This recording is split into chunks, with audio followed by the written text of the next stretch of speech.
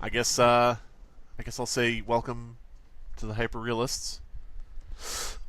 I'm Slime Today, Beast. With me is Abysme and Dead Palette. yeah, today we're going to be talking about hentai. Hentai. F- Personally, I Is prefer free hentai range. saving But yeah. creepypasta? Yes. Is hentai saving creepypasta? Yes, exactly. I think pretty much all Slenderman is good for these days. So Ooh. with those tentacles. But yeah, so actually, we've come into this with no discussion of what topic we're going to be talking about. So I'm just going to surprise you guys. What if we talk about fair use, comma, reading R.L. Stein, etc. Number 8 on the list. Okay. Perfect. So what do you think? Perfect. What do you think, Abysme? Take it away. Go. All right. Anyone who follows my Twitter knows that I like to call people out on bullshit in the creepypasta or horror fiction narrator community on YouTube, whatever. And And he recently, got and he got mad at me for reading R.L. Stein on my RedTube channel, and I explained that if he had a real problem, R.L. Stein could use a DMCA, but then he would have to admit that he would have to register an account on RedTube. So that was my defense. it's the perfect hiding place. And I just want to Yes. say that when DP read R.L. Stein on RedTube, what we saw was not monster blood. Nope. I believe it was actually Gak, I think. I don't know. No, it was a different kind of blood. Oh, God. Okay. So, Abysme! Want to go? Just... So, fair use. Anyone who's been on YouTube knows the term, generally, what it kind of ascribes to. Not too long ago, there was a big rash, still is, of companies DMCAing videos that used a portion of copyrighted content, usually videos that are reviewing a movie or a song or a video game or something. And just hashtag where's the fair use, WTF, Right. you. Ha ha ha. And it only took about a year before someone in the narration community decided to hide behind that. Whoop. Did we lose you? Uh-oh. Hello? Can you? Ah, fuck me. No, actually. Not with that voice. DP, are you still here? Yeah. Okay. Huh. What was the last thing you heard? Fuck me. You said they're using it to hide behind, but yeah. Yeah. So they're using narrators, or at least one of them is using fair use to hide behind stealing someone's stories. There is I'm just gonna say his name. I don't give a shit. So Mortis Media. I saw like his retweet or a tweet on Twitter saying, "Hey, here's my new video," and I looked at it because I haven't looked into this guy very recently, and he has a video called 25 True, Absolutely Terrifying Stories from the Middle of Nowhere Mega Compilation I thought you were going to say from the and Middle East. I was like, oh. from the Middle East. Oh, I have seen that though, and it did not give any credit as to where these 25 stories came from. And so I said, "Hey, you may want to why aren't you crediting the authors?" And then he, without replying to me and with deleting the original tweet, put in all credit for stories go to the original posters on Reddit. All stories are read for fair use. Original links to stories can be found on my previous Middle of Nowhere videos.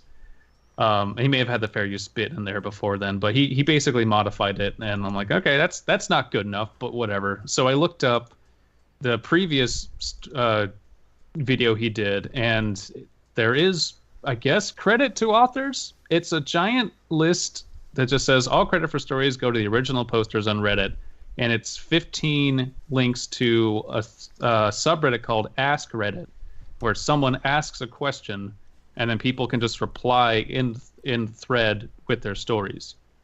So essentially, this guy is trolling this subreddit and just taking the stories verbatim and then reading them.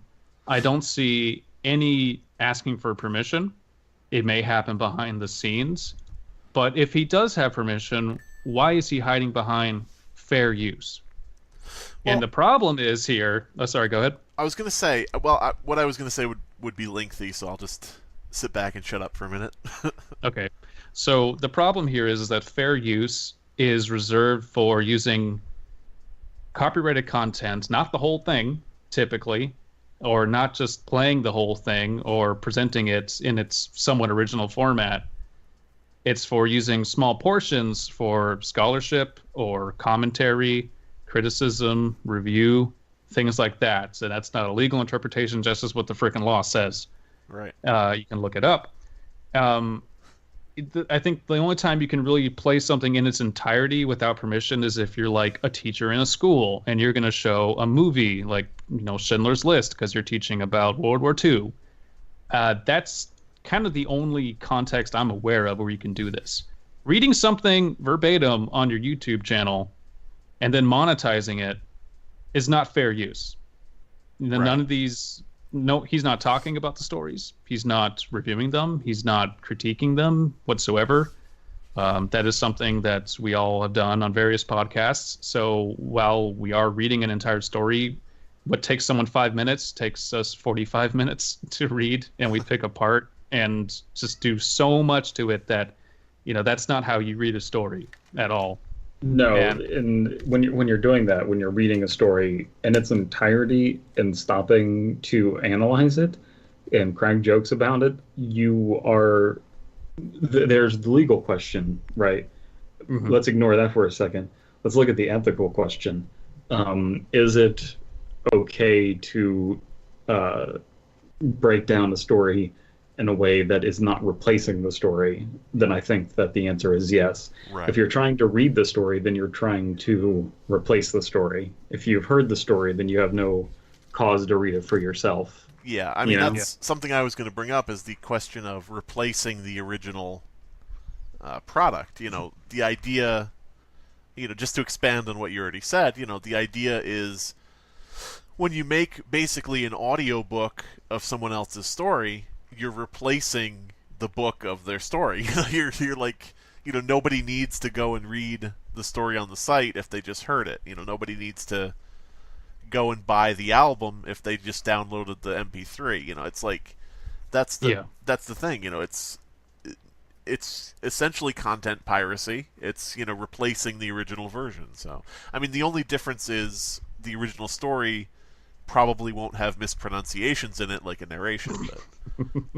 But I just wanted to break down the example you gave of this dude that you were talking about, Midnight Schmitty or whatever the fuck his name was. Midnight Marinero. No. But yeah, I mean, the idea of not crediting people and it's not really credit to give a link to the place it was originally posted, because first of all, you're making it so people have to click a link to another site and then have to look and see who the author is on that site. You're not just giving the name of the person, you're not crediting them at all. Secondly, someone could have reposted it there. Yep. Like, especially on like the Creepypasta wiki, if you go by the wiki, to the extent with where, that's like your sole credit to the author. And, this, for purposes of review and things, when you're actually doing something that is fair use, you can say, well, gee, I don't know exactly who wrote this story, but the first person to post it on the wiki is this person. But when you're doing a narration and you're just reading the story straight, you can't then say, story written by, and then the person who put it on the wiki, because that's a little more definite. And that may just be the person who copied it somewhere and pasted it to the wiki, So it's doubly not credit in those regards. The thing is also that if it's in an Ask Reddit thread, you can't really say, these are true stories. Like, you don't know. There's no way to know that. I mean, there was a time... Yeah. Oh, go ahead. I got into a big discussion with a narrator not too long ago where... I think it was urban exploration stories, And I said, these all sound made up and fake and Right. unverifiable, and I don't know for sure, but that's what they sound like. There's one called Abandoned by Disney that's just fucking ridiculous. Yeah, I mean, Right? seriously. That'll never fucking happen. Well, it's good up until the ending. At the ending, something interesting happens, so that's that totally fucks it. Up until that point, it's so mundane, it's believable. But the thing is, this narrator said, "Hey, no, I actually got in contact with these people and verified it, and they sent me pictures and all this stuff." And I said, "Okay, that's cool, but have you seen police reports? Have you seen this and that? And also, we're going on your word. You're not linking back to anything. Right. A lot of these stories are not even posted anywhere. So why should I believe you?" Please and at which tell point he said, me. "Yeah, I guess you don't have to." Please tell me you have the police report where this urban explorer reported, Mr. Meatface, the hacksaw wielding, psychopath that confronted him, and had like dangling body parts hanging from his belt. Please tell me there's a police report about that dude, because otherwise, but yeah. The thing is, the third thing I was going to unpack about that is that it's so fucking Bush League to do that bullshit where it's like all credit to the authors. That is such a Bush League fucking thing where you see a cartoon or a TV show uploaded in full to YouTube. Like, it's like, here's the, latest episode of fucking Adventure Time, or here's the latest episode of The Walking Dead on YouTube. And they put in the description, all in lowercase, of course. They always put, "I don't own this, all rights to owner." Yeah. That doesn't cover shit. What the fuck do you think you're doing?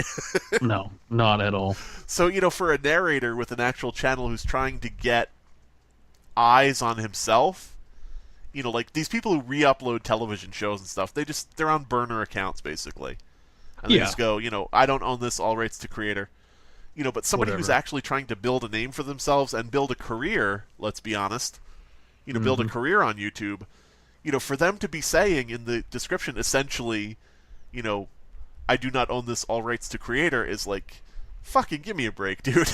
That's like ridiculous. And what's most damning about this is below that bullshit of all credit goes to the stories on Reddit, fair use, da da da da da. Right below that is music by Coag Music, found at this YouTube link. Yeah. Music by Muji, CC by SA 3.0. It's like, fuck you. Licensing. You're abiding by these ones because they said, yeah, use it, just credit me, but fuck the authors, apparently. Right. Well, see, the thing is, too, messed up. With audio, there's algorithms to detect it, and, so that's, they're going to be more careful about that. You can't detect a story. Mm-hmm. So. Yeah, and especially if you don't fucking put them in the description. How someone, oh, well, you could have just listened to the 800,000 narration channels and try to find yours and say, hey, this is mine. And to anyone who's thinking... Oh, sorry, go ahead, Brent. Oh, no, it's fine. To anyone who thinks that this is, like, unreasonable or, should people put... I remember reading a thread where someone said, look, people just got to put disclaimers on their stories that it's their copyright. I posted a story on the Creepypasta Wikia called Black Rice not too long ago. And I put at the bottom, copyright of Abysme, 2017 or 2016, whenever I wrote it. And not 3 days later, someone posted a comment saying, hey, I just narrated your story. Hope you enjoy it. And I looked at their channel, and this is like, I think, one of the first Creepypasta narrations they did. And I said, no, this is mine. It's copyrighted. You can't do this. This isn't CC by SA. Take it down. And they contacted me and said, oh, my God, I am so sorry. I just see people do this all the time. I didn't know that was the etiquette. Can I keep it up but take the ads off? We negotiated that because I legitimately believe they didn't know, because this is not something they do all the time. But that's the assumption the general public has going into creepypastas now, or just online horror fiction. Right. If it's on the internet, it's okay to narrate it, no problem. And like not only that, but to put, the ads on it and shit, which is like going a Mhm. step further, which is weird. Oh, I'm glad you brought that up, because at the bottom of Mortis Media's video, it says, yeah, so yesterday's video got demonetized and hasn't been remonetized yet. This battle with YouTube is getting extremely frustrating. Yeah, you gotta love people who are like, YouTube is demonetizing my videos unfairly. They have no right to do this. This is my content, and they're just doing this arbitrarily. And then someone contacts them and says, "Could you not monetize my work?" And they're like, "Fuck you." Yeah. I don't need to talk to some creator. Fuck you. How do I even know you wrote that story? Yeah. Could you imagine YouTube with the personality of a narrator, where they get back to you immediately and they're like, "How do we know this is you in the video?" No, I can't. I can't imagine YouTube that gets back to you immediately. Yeah. But that's part of the problem right there is YouTube itself, and that its mentality of uploading as much as possible is better, and that encourages content thieves. Right. Mm-hmm. And so I was actually talking about this before with some various YouTube friends, that if we had our ideal YouTube, instead of encouraging people to upload, it would discourage people to upload. Like the more you upload, the lower you go in the algorithm on everything you make. So your like ideal butter zone would be one video a month, and then that video will get promoted disproportionately if you just upload once a month. Meanwhile, if you upload a second video, it goes neutral, and then from then on out, it starts punishing you for uploading. That would encourage high-effort content to rise to the top, but instead, YouTube does not make a profit, and they haven't made a profit since they were bought out by Google. And a big part of that is that they encourage people to upload all of this shit all of the goddamn time. Right. Mm-hmm. So they could be a much more manageable business if they were smaller and focused on high-effort content. But that's probably a discussion for a different time. I think probably what happened is somebody at YouTube headquarters, or actually was a big at fan Google, of shitposting. somebody at Google was like, "You know what I really want?" And I'll take a page from Alan Cheney here. There's a coked out YouTube executive that says, "More Finger Family." Yeah. But yeah, for anybody who doesn't know what Finger Family is, look it up on YouTube and be shocked and possibly aroused. I don't know, but More pregnant Elsa and Spider-Man. yeah. What More are they up circles to? in the thumbnails.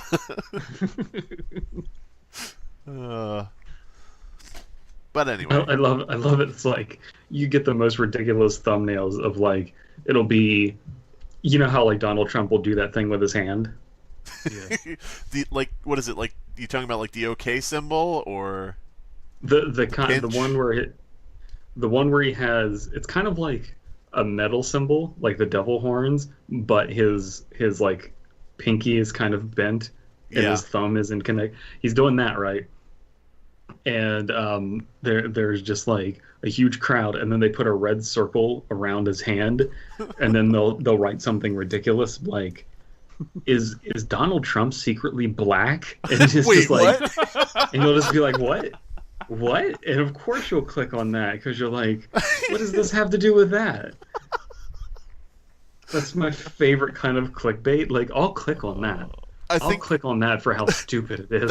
That would be like the best kept secret in the history of time. Like, I can't think of anybody more antithetical. Well, what if you come out of that video and you're like, you know what? That was a persuasive argument. That red circle really spoke. The dude, they asked me a question and then there was a red circle. So, maybe when he's making that hand gesture, he's stopping himself from making the fist, raising it up. Black power. Trump So yeah, power. I think we've well and truly determined that Trump's heritage now. I think that's good. Absolutely. I think that we're doing good things here, and I guess the question would be, did we want to discuss this certain narrator's foray into reading actual published books on his channel and seeing how that worked out for him? So there's a different narrator. As I understand it, the video wasn't DMCA'd, it was taken down voluntarily due to like concerns of being DMCA'd because no one wants that strike on their channel. but basically found a narrator who did called it, I think, an audiobook of an R.L. Stine story, just front to back, that they did on a live stream, and then re-uploaded it because the fans like it, and understandably, R.L. Stine's quite popular, and then took it down.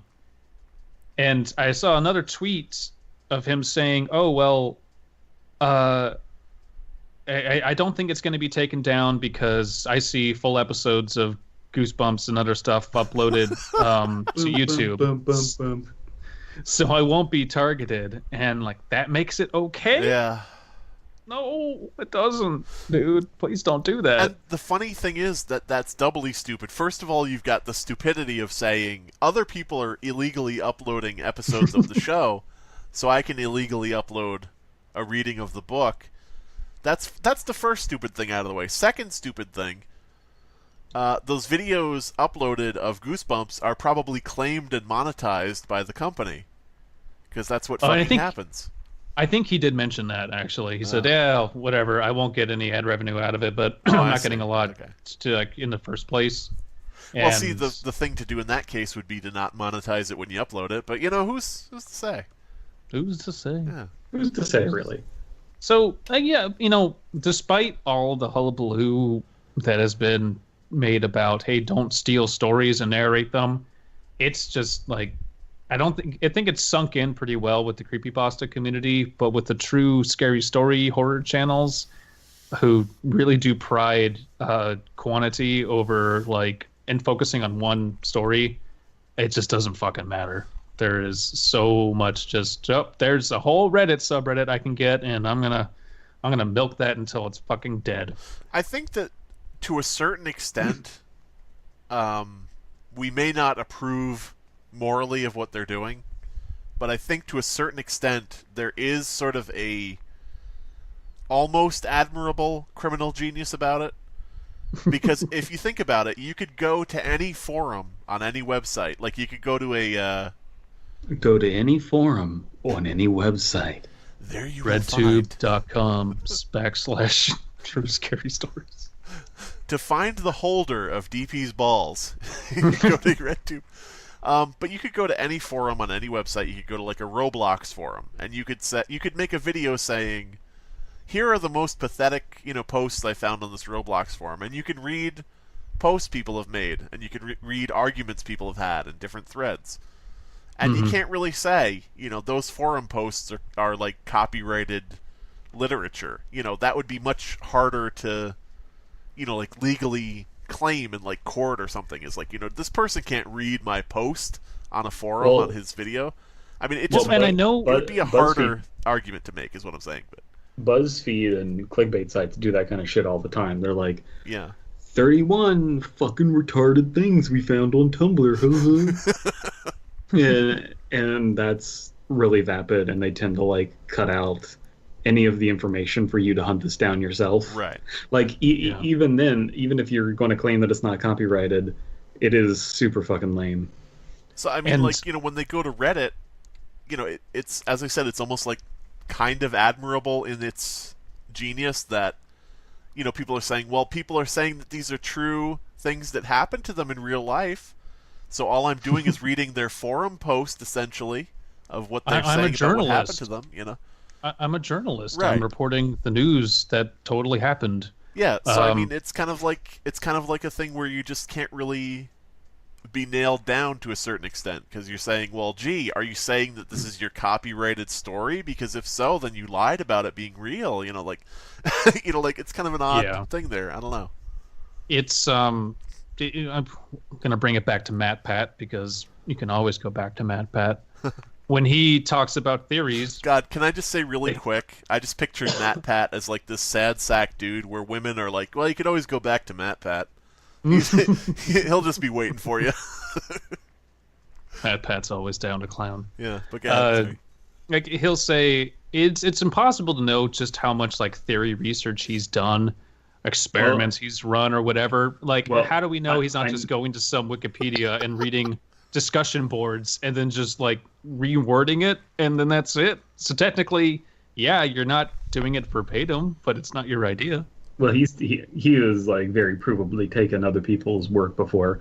Like there was one video that he did. They got pretty popular on Majora's Mask and the Kubler-Ross scale of uh, acceptance of death and everything. And someone else came up with that. Mm. Guys, I'm Well, gonna be right back. Okay. All right. okay. Do we want to stop since DP isn't here, or do we want to? I know. Let's talk about DP. So, what are your thoughts on him as a person? Um, I don't want to say despicable, so I will say disgusting. That's Okay. Okay. yeah. I mean, I have a I lot of private conversations with them, and just reprehensible human being. Whenever I think of Dead Palette, three things come to mind. One, highly uneducated. Two, completely lacking in self-awareness. Hmm. Three, probably stinks. I was gonna say, and four is smelly. Smelly. He's smelly man. You've met him in real life, correct? I have met him in real life. So you can confirm for us: does he stink? No, no, he smells like fresh cut spring flowers strewn across a babbling brook with a hint of lemon. He smells like fresh cut spring flowers strewn across a fresh grave with a rotting corpse inside. Donald Trump is black. I'm sorry. What was that? I gotta start recording again. Please say all the offensive things that you were saying before I started recording. Zionist Muslims. Zionist God Muslims. damn it. But yeah. So I guess pretty much wrapping up. I guess maybe the fair use and doing dumb shit, and not mine. All credit to creators. I guess we pretty much covered the idea of why that's stupid, why that doesn't work, why it's legally Yes, improper and morally dubious at best. morally bankrupt. People ask permission, just ask permission. Right. And if you need a shit ton of content to make your YouTube career ad revenue, fuck off.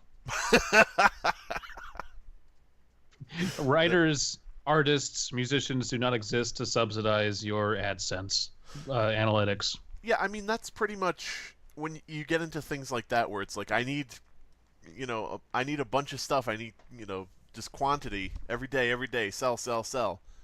Then you get into the thing of, okay, well, you're pretty much like a bootleg T-shirt salesman, on the side of the street who's like, Mhm. we gotta move this shirt, that shirt, this shirt, that shirt. We gotta get rid of these. Gotta get these new ones in. I just need more stuff. It doesn't matter what it is or what quality.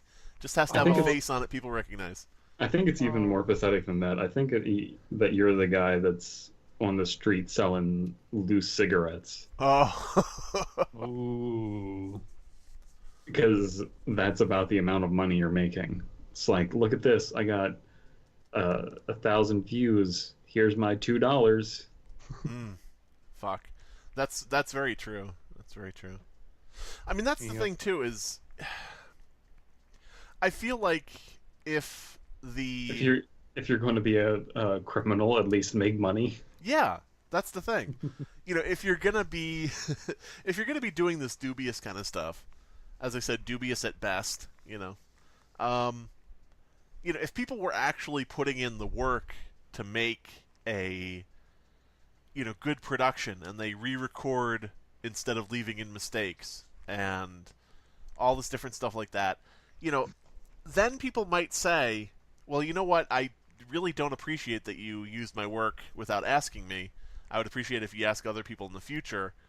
And the person could say either, oh gee, I didn't know that, or oh sure, let's work out something, or Oh, whatever. oh, geez, I didn't know that. Yeah, but but I mean the thing is, there would be an opportunity to do that. But when people are doing like 25 stories in a single video, or every day they're reading a Reddit post, when people come up to them and say, hey, you read my shit on your channel, that's like one voice out of like 100 that are coming to them and saying that. So it's like they can't really deal with anybody. So, And if you're gonna steal shit, at least make it something where you can handle the blowback, and deal with people on a person-to-person basis, and not this thing where you just create like a zombie horde after you, You know, 25 things I read on Reddit today. God, that would actually be a very popular series, probably. Oh, it would be.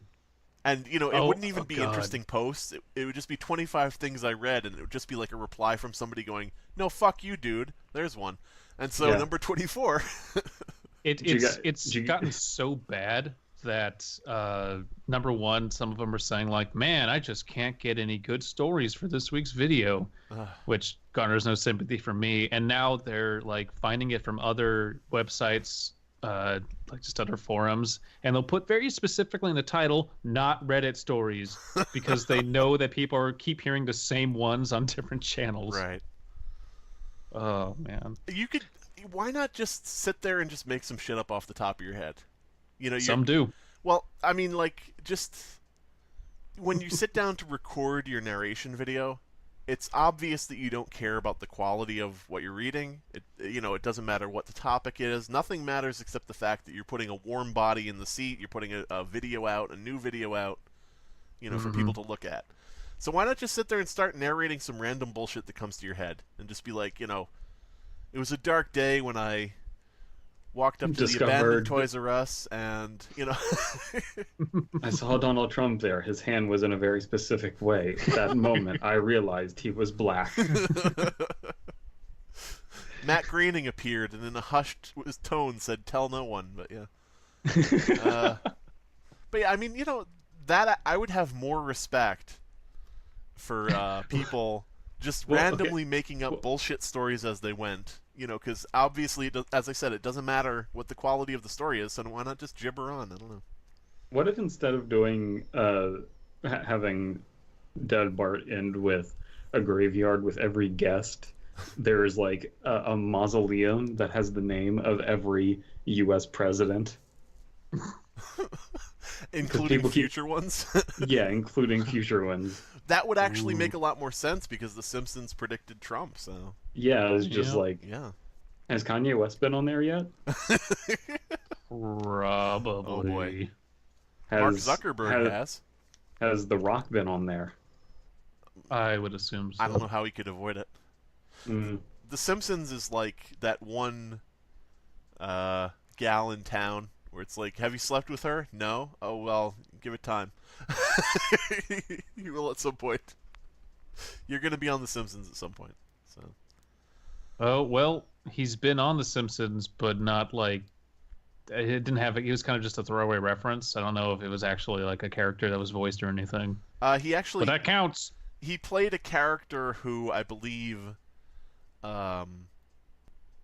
was like Bart's orthodontist, I think. And there was a whole scene where he just crams his whole fist down Bart's throat. And that works for me. Yeah. Yeah. That's what it was. All right. So this episode's over. Outroductions, Abysme. Tell people who you are, where to find you, what kind of presents you like in your P.O. box. My name is Abysme. I do fair use readings of shit I didn't write on Ray Gun Readers for sci-fi and Raw Dog readings for horror fiction. And I make original songs on my music channel, YouTube/Abysme. And stuff I like in my P.O. box, anything with Sailor Moon. Ooh. That'll be good.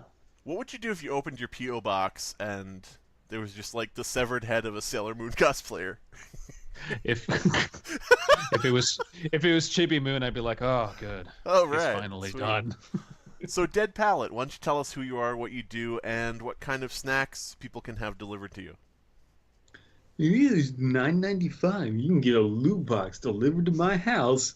Wouldn't that be fucking awesome if it turned out Matt Pat gets all the loot boxes himself that go through his affiliate link? Like, Yeah, nobody gets them, he just gets them. Buy me a loot box. He's just been leaving buy me out of this fucking cell every time. Get me a loot box. I need to prove my gamer cred. Keep giving me loot boxes. That way I can get consumerist geek shit. This week they have a Funko Pop that'll look great on the shelf behind me. I have no idea who the fuck it is, but hey. It's a Funko Pop of a half half My Little Pony, half Klingon. Um, no, go look up my video, top 5 real life whores in under 1 minute, where I talk about the most creepy things I found on Wikipedia and in my history class. It's totally not at all tasteless. I know number 1 shocked me. I mean, I remember Well, where no- it was, but yeah. Yeah. So, actually, hold on. I got this. Hold okay. on to the tomorrow. My Little Pony in Klingon is Yuch Sarg. There you go. That sounds like what I would say when I'm watching an episode. Yuck, sog. Ah! All right, so I guess, yeah, I'm Slimebeast, aka Tormental. You're on my channel. Add a .com to either of those names, and you'll go somewhere. And I guess that's that. I guess what we can agree on is that you shouldn't read R.L. Stine on YouTube, but you should read it. You should read his work in real life. That's yeah. Yeah. There's no funny end to this video. Just Stop stealing shit, for fuck's sake. unless it's an R.L. Stine book. Or from a big corporation, because fuck them, but like... Or if you know that the owners of the shop are like alt-right, then you can steal whatever you want. Steal whatever you want from Konami, like, because fuck them.